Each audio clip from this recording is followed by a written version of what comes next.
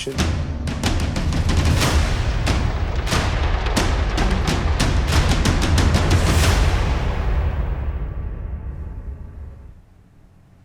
नमस्कार, मैं हूं ब्रजेश चौकसी और आप देख रहे हैं हमारा खास प्रोग्राम सत्ता का महासंग्राम। एक तरफ गर्मी तेवर दिखा रही है तो दूसरी तरफ यूपी में सियासी पारा चढ़ता जा रहा है। दरअसल अंतिम चरण के मतदान की तारीख नज़दीक आते ही भाजपा और इंडिया गठबंधन के बीच मुकाबला दिलचस्प होता जा रहा है।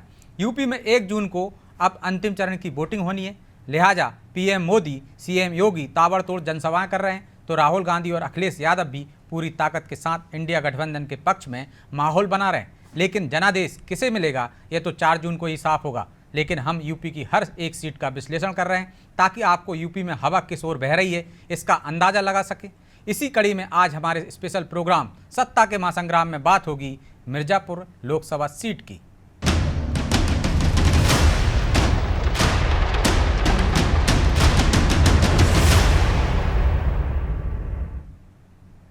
आज हम जिस मिर्जापुर की बात करेंगे वो मिर्जापुर वेब सीरीज नहीं है बल्कि मिर्जापुर लोकसभा सीट है। इस सीट पर सियासी हालात कुछ मिर्जापुर वेब सीरीज जैसे ही हैं, क्योंकि मिर्जापुर वेब सीरीज में कालीन भैया का जलवा था तो मिर्जापुर लोकसभा में सीट पर कभी दस्यु फूलन देवी का प्रभाव रहा, लेकिन अब राजा भैया का दबदबा है। यूँ तो मिर्जापुर लोकसभा सीट हाट होती नहीं मानी जाती है, लेकिन यहाँ की लड़ाई इस बार रोचक जरूर हो गई है। मिर्जापुर लोकसभा निर्वाचन क्षेत्र भारत की चुनावी राजनीति में अपना महत्वपूर्ण स्थान रखता है। यह वही सीट है जहाँ से दस्यु फूलन देवी और ददुआ के भाई बाल कुमार पटेल भी जीत दर्ज करा चुके हैं। पिछले 40 सालों से बाहरी प्रत्याशी सीट का सांसद में प्रतिनिधित्व कर रहे हैं और 1984 में कांग्रेस के उमाकांत मिश्र के बाद किसी स्थानीय उम्मीदवार को यहाँ सफलता नहीं मिली। फूलन देवी ने इस सीट से समाजवादी पार्टी के उम्मीदवार के रूप में 2 बार जीत दर्ज की थी। उनकी बहन मुन्नी देवी ने भी यहाँ से चुनाव लड़ा, लेकिन जनता ने उन्हें नकार दिया। दस्यु सुंदरी सीमा परिहार ने भी यहाँ अपना भाग्य आजमाया था, लेकिन सीमा को हार का सामना करना पड़ा था। इस सीट का अब तक चुनावी इतिहास देखें तो 1952 से कोई भी प्रत्याशी 3 बार लोकसभा इलेक्शन नहीं जीत पाया। यहाँ के मतदाताओं ने किसी भी नेता को 2 बार से ज़्यादा मौका नहीं दिया। हालांकि इस सीट पर अपना दल की प्रत्याशी अनुप्रिया पटेल की मुश्किलें बढ़ी हुई हैं। उसकी वजह रघुराज प्रताप सिंह उर्फ राजा भैया की भाजपा से नाराजगी है। वैसे तो मिर्जापुर लोकसभा सीट पर भाजपा की सहयोगी अपना दल सोनेलाल का वर्चस्व है। अपना दल सुप्रीमो केंद्रीय मंत्री अनुप्रिया पटेल इस बार मिर्जापुर से हैट्रिक लगाने की तैयारी में। इसके लिए उन्होंने अपनी पूरी ताकत झोंक दी है, लेकिन उनकी राह में रोड़ा कुंडा विधायक राजा भैया बन गए। लेकिन कौन किस पर भारी पड़ेगा, जनता के मन में क्या है, इसे समझने की कोशिश करते हैं। और इसी के लिए हमारे साथ जुड़ गए हैं अशोक तिवारी, प्रवक्ता हैं समाजवादी पार्टी से, आलोक त्रिपाठी वरिष्ठ पत्रकार हैं, अश्विनी साई प्रवक्ता हैं बीजेपी के। आप सभी का बहुत बहुत स्वागत है। तो अश्विनी जी, राजा भैया और बसपा क्या हैट्रिक में रोड़ा बन रहे हैं? देखिए ब्रजेश जी, कोई अभी रोड़ा बनने की बात नहीं है। जनता के बीच में ये मैसेज जरूर गया है कि राजा भैया विरोध कर रहे हैं और वहां पर जो है उनके जिलाध्यक्ष ने लिख कर दिया था, लेकिन ऐसा कुछ जनता के बीच में जितनी प्रिया जी वहां लोकप्रिय हैं उतना उनको सम्मान है। ये बड़ा ही अपने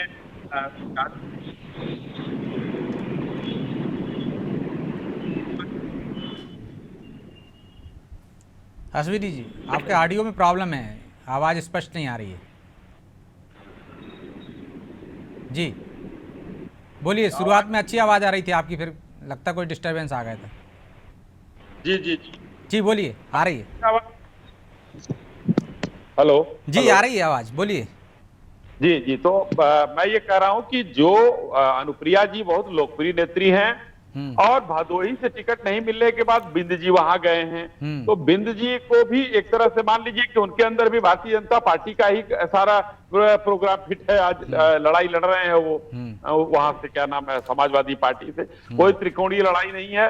माननीय मंत्री हैं, लेकिन बिंद मतदाता 1.5 लाख के करीब हैं और बसपा जी जी एकदम बसपा से ब्राह्मण चेहरा है मनीष तिवारी, तो इसलिए मुकाबला कुछ या रोड़ा या त्रिकोणीय मुकाबला हो गया वहां पे।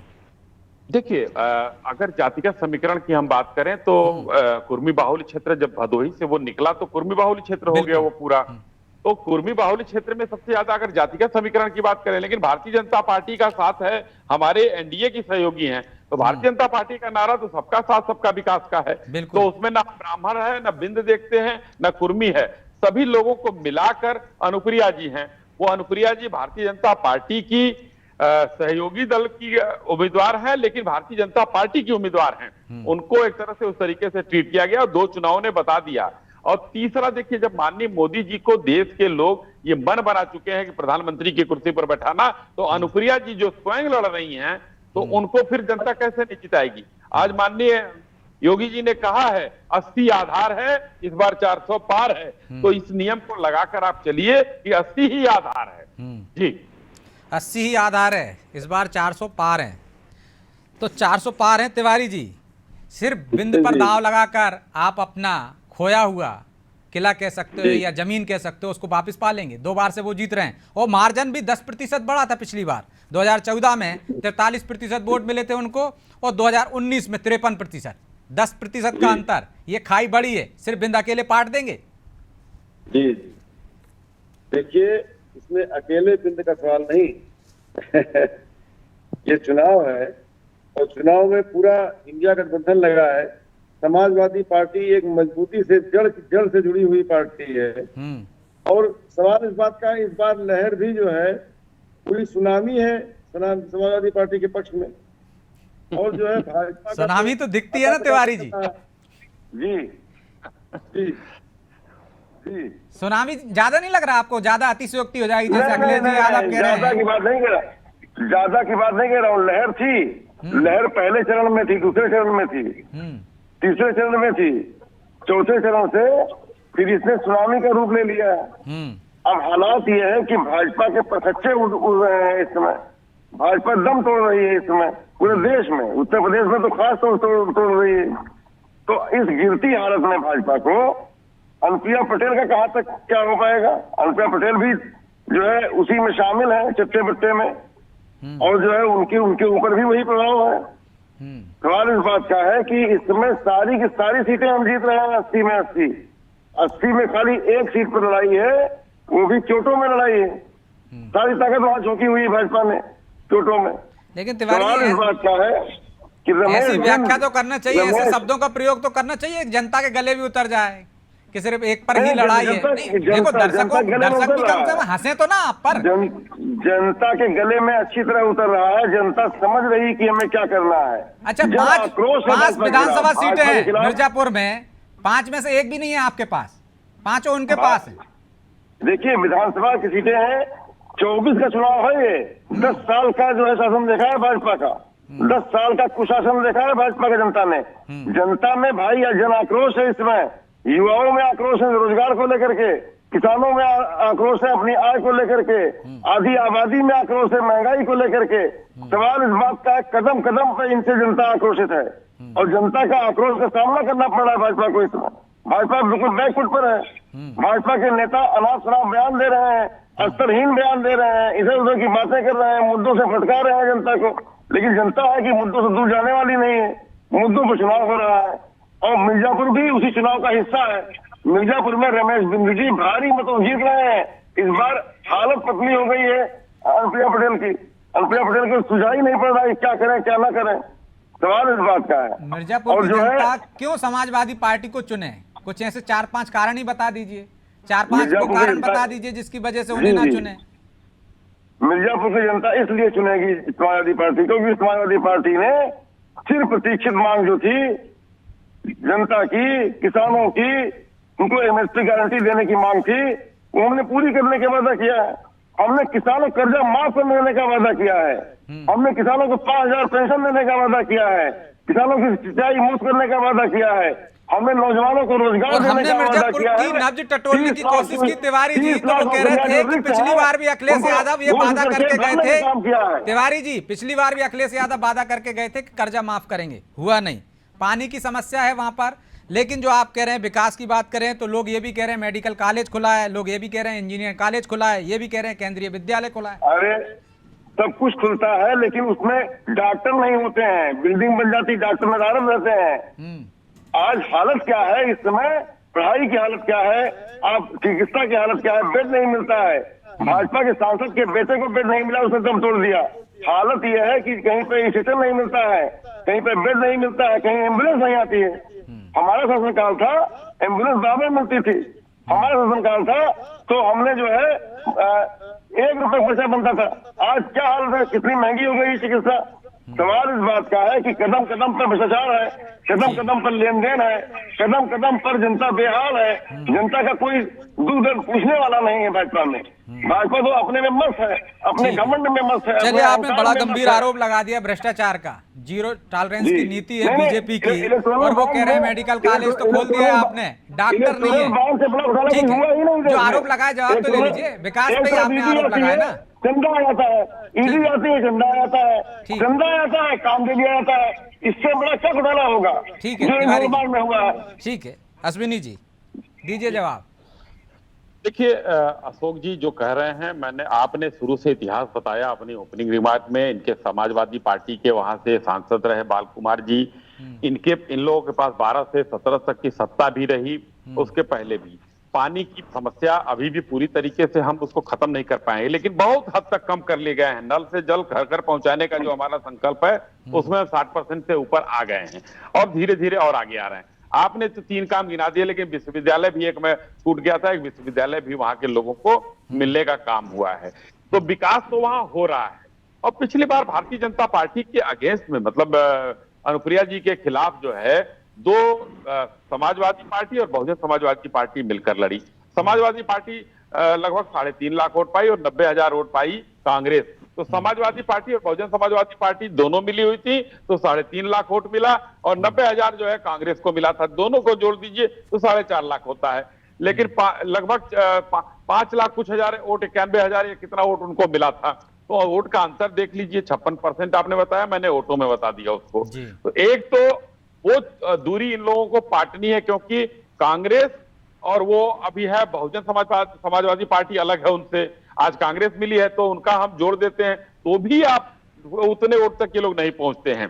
विकास के कामों में वहां के लोगों से आप पूछिए। मैं ये नहीं कह रहा हूं कि 100% हो गया, अभी बहुत कुछ करना बाकी है। हम कभी भी नहीं कहते इन लोग तरह हमने ये कर दिया वो कर दिया, अभी बहुत काम बाकी है। पानी की जो मुख्य समस्या आपने भी कहा और मैंने कहा, हम 60% से ऊपर कर ले आए हैं।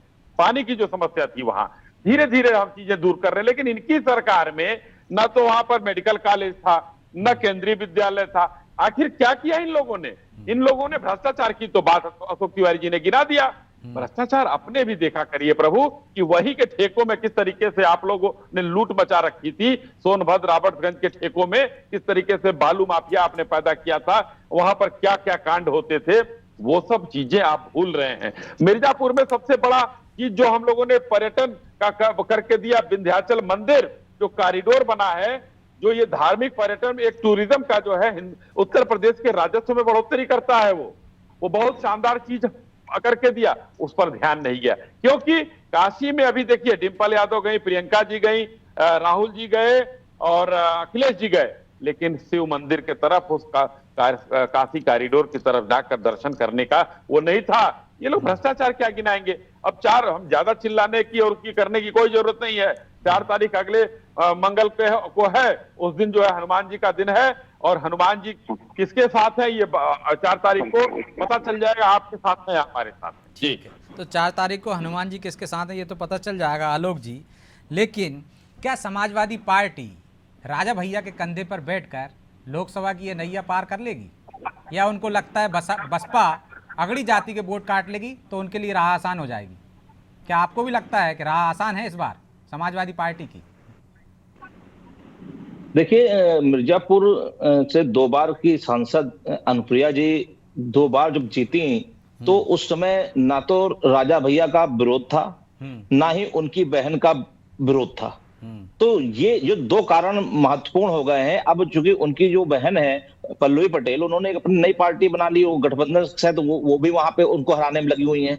प्लस राजा भैया भले ही उन्होंने खुल के नहीं कहा है कि जो है अपने लोगों से उन्होंने मैसेज दिया कि आप लोग को जिसको जहां लगता है वोट दें, लेकिन आप देखिए जो रैलियां दिखती हैं उसमें सबके जो उनके कार्यकर्ता हैं, उनके लोग हैं, उनका जिलाध्यक्ष पहुंचा भी था समाजवादी पार्टी के जिलाध्यक्ष के पास समर्थन। वो लोग जी तो वो लोग तो जो है इंडिया गठबंधन के साथ जा रहे हैं, तो यानी कि खुला खेल हो रहा है। तो चूंकि मुझे जो लग रहा है कि अनुप्रिया पटेल ने बैठे बैठे राजा भैया को जो छेड़ा, उसका खामियाजा कहीं उनको ना भुगतना पड़ जाए, क्योंकि राजा भैया को भी अब एक अंदर से ये हो गया कि जब हमको ललकारा है तो हम भी अब उनको दिखाते हैं। तो जाहिर सी बात है कि ऐसा तो कुछ गलत बोला नहीं उन्होंने, सिर्फ यही तो कहा था कि अब राजा रानियों के पेट से पैदा नहीं होते, ईवीएम से होते हैं। लेकिन राजनीति में बहुत सी चीजें होती हैं। मुझे नहीं लगता कि इस तरह का बयान इस चुनाव में जरूरत थी। अगर शायद इस तरह का बयान नहीं होता तो राजा भैया खुल के इस तरह के उनके लोग पिछले कभी नहीं देखा गया कि उनके लोग उनके साथ में प्रचार कर रहे हों विरोध में। तो अब तो चूंकि विरोध में ही प्रचार हो रहा है ना, राजा भैया का भी लक्ष्य होगा कि अनुप्रिया जी को हराया जाए। उनके परिवार के लोग भी लगे हुए हैं उनको हरवाने के लिए। तो ये एक बड़ा मुद्दा हो गया है मिर्जापुर, और इसीलिए मिर्जापुर की सीट महत्वपूर्ण होती जा रही है, क्योंकि अब उस सीट से अनुप्रिया जी के साथ में राजा भैया भी जुड़े हुए हैं और साथ में उनकी बहन भी जुड़ी हुई है। तो परिवार के लोग भी हरवाने में लगे हैं, प्लस राजा भैया के अपने समर्थक जो ठाकुर लाबी है वो पूरा उनके विरोध में है। तो इस लेकिन उनकी बहन का इतना प्रभाव नहीं है। क्या आपको लगता है बसपा भी कुछ खेल बिगाड़ेगी? जो बीजेपी का वोट बैंक है अगड़ी जातियों का, उसमें सेंध लगाएगी तो वो भी नुकसान पहुंचा सकती है। बिल्कुल, देखिए बसपा का भी वहां पर रोल होगा। ऐसा नहीं है कि उनका जो प्रत्याशी है वो वहां पे कुछ नहीं कर रहे हैं। भाई वोट तो कटेगा ही ना। दूसरा वो जो भाजपा प्रत्याशी हैं वो पहले भाजपा के लोग थे, तो वो भी एक कुछ लोगों की एक सिंपैथी होती है क्योंकि पार्टी है, हमारे पुराने कार्यकर्ता हैं। तो इस तरह से अगर थोड़ा थोड़ा भी देखें तो इस बार कई कारणों से अनुप्रिया जी का विरोध वहां पे हो रहा है। और चूंकि अपना दल की जो सोनेलाल जी थे उन्हीं की पार्टी थी, उन्हीं से पार्टी से ही अनुप्रिया जी अपना सांसद बनी, फिर मंत्री बनी, लेकिन उनकी पत्नी बस उनकी लड़की वो तो उनके विरोध में है। तो परिवार भी दो भागों में बटा हुआ है। तो ये सब चीजें कहीं ना कहीं इस बार रास्ता रोकने के लिए बहुत बड़ा कारण बन सकती है। तो अश्विनी जी, रास्ता रोकने के लिए बड़ा कारण बन सकती है तो घर में विवाद, घर से विरोध, दूसरा राजा भैया के बारे में ऐसा बयान दे दिया कि बैठे ठाले मुसीबत ले लिए, और फिर बसपा उम्मीदवार भी। जी, आपकी बात सही है, और त्रिपाठी जी ने जो विश्लेषण किया है एकदम एक पत्रकार की बात ही अच्छा विश्लेषण किया है। हमको इनके विश्लेषण पर कोई सवाल नहीं उठाना है, मगर जनता भी होशियार है। जनता भी देख रही है कि आखिर इन्होंने क्या बोला, उसके विरोध में क्यों आए, अभी तक राजा भैया क्यों नहीं है, राजा भैया का झुकाव किधर है। जनता आजकल आप लोगों के माध्यम से और सोशल मीडिया के माध्यम से काफी अवेयर हो चुकी है, इसलिए उनका कोई बहुत प्रभाव नहीं पड़ेगा। उनकी बहन का वैसे भी कोई बहुत ज्यादा ऐसा नहीं है कि पूरे उत्तर प्रदेश में 10 सीटों पर 5 सीटों पर प्रभाव हो, ऐसा भी कुछ देखने को नहीं मिला है। तो जनता के लिए यहाँ हमारे पास दो चीजें हैं। एक तो अनुप्रिया जी की लोकप्रियता वहां की जो भी है, विरोध मान लीजिए कि कुछ वोट हम कह रहे हैं कि 10, 20, 25% वोट कट गया उनका। वो जब 2 लाख, 2.25 लाख, 2.5 लाख से जीती थी तो उसमें हम आधा भी घटा देते हैं तो भी हमारे पास जीत का एक अच्छा मार्जिन हो जाता है। तो तीसरा सबसे बड़ा बात, उनके साथ माननीय मोदी जी का नाम जुड़ा हुआ है। लोग आज जो भी जनता वो कर रही है, इसको हम सुनामी तो हम नहीं कहेंगे, लेकिन हम साइलेंट वेव जरूर कहेंगे कि भारतीय जनता पार्टी के पक्ष में साइलेंट वेव है, जो कि आज हर वर्ग का वोट मिल रहा है। मैंने शायद परसों भी आपके यहाँ बैठकर एक उदाहरण दिया था कि सीतापुर में जावेद वोट देने जाता है और उसके साथ ही जुम्मन उसको मारता है। तो जब हमने वहां से भी लोगों को अपने पक्ष में करने का काम किया है, हमारी योजनाएं इतनी बेहतर हैं, हमारे नारे को वहां सार्थक कर रही हैं, सबका साथ सबका विकास को, तो हम लोग वहां भी हैं। आधी आबादी हमारे साथ है, लाभार्थी वर्ग है हमारे साथ, और उसके बाद जो जातिगत समीकरण वहां का है मिर्जापुर का, कुर्मी वोटों का, वो उनके साथ है। तो फिर हम अगर 50,000 वोट से जीते, 1 लाख वोट से जीते, जीत हमारी है, क्योंकि हम 2.5-3 लाख से वोट से जीते थे। सब लोग मिलकर काट लेंगे 1-1.5 लाख वोट, तब भी वहां की जनता हमको जिताकर संसद में भेजेगी। जी तिवारी जी, 1-2 लाख वोट काट भी लेंगे आप तो कोई फर्क नहीं पड़ने वाला, क्योंकि जातीय समीकरण उनके साथ है। और इस बार दलित आदिवासी कहाँ जाएगा? जो 25% है वो हितग्राही है, वो लाभार्थी वर्ग है, और मोदी का नाम है उसके साथ, तो वो कहीं उधर चला गया तो आपके सारे पासे उल्टे पड़ जाएंगे। नहीं, देखिए दलित आदिवासी पिछड़े ये खुल करके समाजवादी पार्टी को वोट दे रहे हैं, इंडिया गठबंधन को जिता रहे हैं। इस चुनाव में खुला खेल है, बिल्कुल खुला खेल। अब ये कुर्मी की बात कर रहे हैं, कुर्मी प्रत्याशी जरूर है, तो कुर्मी वोट कुछ मिल जाएगा उनको, ये बात सही है, लेकिन सारा का सारा कुर्मी वोट नहीं मिलने जा रहा है उनको। कुर्मियों में भी हमारा बंटवारा है, तो फिर सारा का सारा बिंद वोट भी आपको नहीं मिलने वाला है, वो भी तो हो सकता है ना। क्या कह रहे हैं? सारा का सारा बिंद वोट जो 1.5 लाख मतदाता है वो भी साफ पूरा आपको नहीं मिलने वाला है। नहीं, बिंद वोट में पूरा पूरा मिल रहा है। अच्छा, आपको जो मिल रहा है वो पूरा मिल रहा है, उनका वोट में उनको आधा मिल रहा है। कोई इस समय पिछड़ा पूरा का पूरा पिछड़ा मुजस्सम पिछड़ा पूरा का पूरा पिछड़ा हमारे साथ है इस समय। इक्का दुक्का कुछ लोगों को जैसे प्रत्याशी के नाम पर, कुछ किसी के नाम पर वो चला जाएगा, ये बात सही है, लेकिन जीतने भर का वोट नहीं पाएंगे। हार निश्चित है, हारना निश्चित है, और अच्छे वोटों के अंतर से हारेंगे मिर्जापुर जी। हाँ, वो तो हार तो अच्छे अंतर से हो सकता है, इधर भी हो सकता है उधर भी हो सकता है, लेकिन वो कह रहे हैं केंद्रीय योजना है हमारी, लाभार्थी वर्ग है, मोदी का चेहरा है हमारे साथ, और बाकी जातीय समीकरण भी हमारे साथ है। आपके साथ ऐसा क्या है? आप कह रहे पूरा पिछड़ा हमारा है। अभी माननीय आलोक जी ने अच्छा विश्लेषण किया है। कई परिस्थितियां वहां पर इनके खिलाफ हैं, कई तरह की परिस्थितियां इनके खिलाफ है वहां पर। और हालात ये है कि वो सीट तो हार चुके हैं, मिर्जापुर तो हाथ से गई इनकी। लेकिन आपके पास तो उम्मीदवार 6 महीने पहले आया है ना, कैसे भरोसा करेगी जनता उस पर? नहीं, वो कभी भी, अरे हमारा नाम काफी, साइकिल काफी है, साइकिल का नाम काफी है, माननीय अखिलेश यादव जी का नाम काफी है, नेताजी का नाम काफी है। हमारी पार्टी की ताकत बहुत ज्यादा है। कितने दिन में आया इसका कोई सवाल नहीं उठता है। सवाल इसे सिंबल क्या है? सिंबल साइकिल सिंबल है, साइकिल सिंबल है, मतलब बहुत बड़ी ताकत है जी। तो आलोक जी, एक छोटा सा कमेंट, क्या आपको लगता है कि त्रिकोणीय मुकाबला हो गया है या मिर्जापुर सीट फंस गई है इस बार?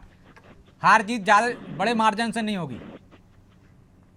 जी देखिए, जो इस समय का वहां का गणित है उसमें इतना आसान कह पाना नहीं होगा कि अनुप्रिया जी जीत रही हैं। क्योंकि जैसे अभी हमारे भाजपा प्रवक्ता जी ने कहा कि जो उनकी जो बेटी है या जो उनकी बहन है उसका बहुत ज्यादा प्रभाव नहीं है, लेकिन आप देखिए पिछले विधानसभा जब चुनाव हुए थे तो कितना बड़ा नेता हारा था उनसे। तो ऐसा नहीं है, चूंकि वही उसी जाति को वो भी महत्व रखती है, उसी जाति में तो उनका भी क्षेत्र है, उनके साथ उनकी मां भी घूम रही है जो सुनेलाल पटेल जी की वाइफ है। तो ये कहीं ना कहीं ऐसा नहीं कि इतना आसान जो 2 चुनाव जीते हैं जितने आसानी से, इस बार का चुनाव इतना आसान नहीं है अनुप्रिया जी के लिए, और ये बात वो भी जान रही है, इसीलिए मेहनत भी हो रही है। मिर्जापुर पूरा मथा जा रहा है, भाजपा के भी सभी नेता जा रहे हैं, और अखिलेश जी ने जो जाति का जो संविधान का जो मामला उठाया है उससे भी कहीं ना कहीं, क्योंकि पूर्वांचल जातियों में बड़ा महत्व रखता है, वहां जातियों को लेकर बहुत ज्यादा प्रभाव लोगों का है। तो ये जो आरक्षण को लेकर के है, प्लस उनकी बहन का मामला है, प्लस राजा भैया, मुझे नहीं लगता कि चुनाव के समय ऐसी कोई स्थिति बनी थी। चूंकि अभी जब चुनाव हुआ था राज्यसभा का तो उसमें तो राजा भैया भाजपा के ही साथ चले गए थे, जबकि अखिलेश जी से बहुत उनकी मुलाकात हुई, सब चीज हुआ, लेकिन एंड टाइम बदल गए थे। तो ऐसी स्थितियां नहीं थी कि राजा भैया के खिलाफ इस तरह से मुखर राजा भैया खुद खुलकर इतना आए नहीं है ना समाजवादी पार्टी के मंच पर दिखे, उन्होंने इनकार भी कर दिया कि वो इस तरह से खुलकर नहीं जा रहे, समर्थक कर रहे हैं। वो कितना असर डाल पाएंगे ये अलग बात है, बहरहाल समय ने नहीं देता इसकी इजाजत के चर्चा को जारी रखें। आप सभी का बहुत बहुत धन्यवाद। तो मिर्जापुर सीट इस बार त्रिकोणीय मुकाबले में फंस गई है। राजा भैया या बसपा किसका खेल बिगाड़ेंगी ये आने वाले परिणाम बताएंगे, लेकिन मुकाबला दिलचस्प हो गया है, मेहनत दोनों तरफ से हो रही है। अब केंद्रीय योजना है, मोदी का चेहरा है और अनुप्रिया पटेल हैं अपने दल के साथ, और इसके अलावा विपक्ष में देखें तो कांग्रेस और समाजवादी पार्टी कितना जोर लगा रहे हैं। दोनों ही दल जातीय समीकरण साधने की कोशिश में लगे हैं। किसके पक्ष में जाते हैं इसके लिए 4 जून तक का इंतजार करना होगा। बहरहाल सत्ता के महासंग्राम में इतना ही। मुझे दीजिए इजाजत और आप देखते रहिए अनादि टीवी। नमस्कार।